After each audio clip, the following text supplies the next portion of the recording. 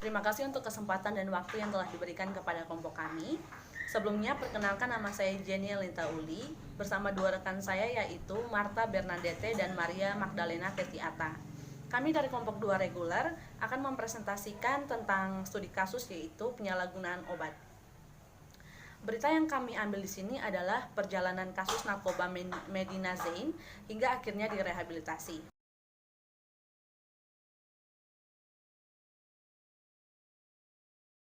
Berita ini berbicara tentang penyalahgunaan obat amfetamin yang terjadi pada tanggal 28 Desember 2019 yang lalu. Pelaku bernama Medina Zain. Kejadian ini terjadi di salah satu rumah sakit di daerah Lebak Bulus, Jakarta Selatan. Di lokasi, polisi hanya mengamankan 1 unit ponsel milik Medina Zain. Medina Zain ini langsung diamankan di Sat Narkoba Polda Metro Jaya untuk dimintai keterangan terkait kasus Ibra. Ibra di sini yaitu kakak ipar dari Medina yang ditangkap karena kasus penyalahgunaan narkoba jenis sabu. Mengapa hal ini dapat terjadi? Pengakuan dari Medina Zain yaitu tengah mengidap penyakit mental bipolar sejak 2016 yang lalu. Menurut Medina, penyakit bipolar yang diidapnya ini merupakan keturunan genetik dari ibunya yaitu Tien Wartini.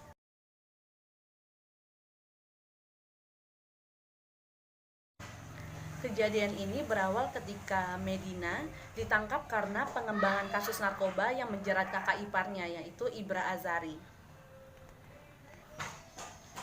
Setelah dimintai keterangan, Medina menjalani tes urin dan terbukti bahwa ia mengonsumsi narkotika jenis amfetamin.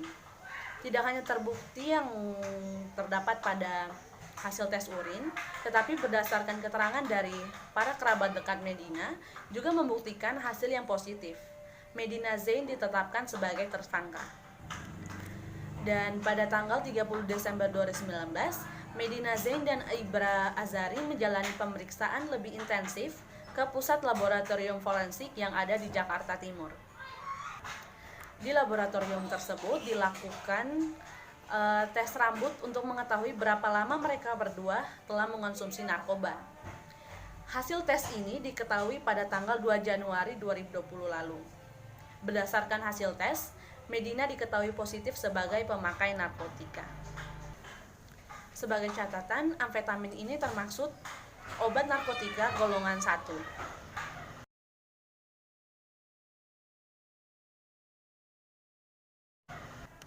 Adapun undang-undang yang dilanggar dalam kasus ini yaitu Undang-Undang Nomor 35 Tahun 2019 Pasal 112 yang berbunyi, setiap orang yang tanpa hak atau melawan hukum memiliki, menyimpan, menguasai atau menyediakan narkotika golongan 1 bukan tanaman, dipidana dengan pidana penjara paling singkat 4 tahun dan paling lama 12 tahun.